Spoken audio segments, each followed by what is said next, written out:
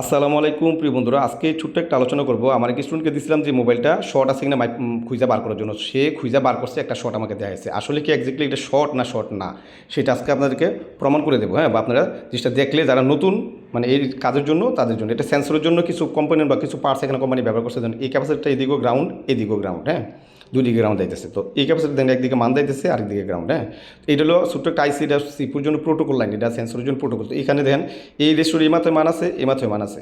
এই ক্যাপাসিটির উপরে গ্রাউন্ড, নিচে মান দিতেছে, তার মানে ঠিক আছে। হ্যাঁ, তো এর পাশেরটা দেখি, পাশেরটা দেন এদিকে গ্রাউন্ড আর এদিকে মান দিতেছে, তার মানে ওকে। তো এখন এই ক্যাপাসিটিটা আসলে এটা এনসি একটা।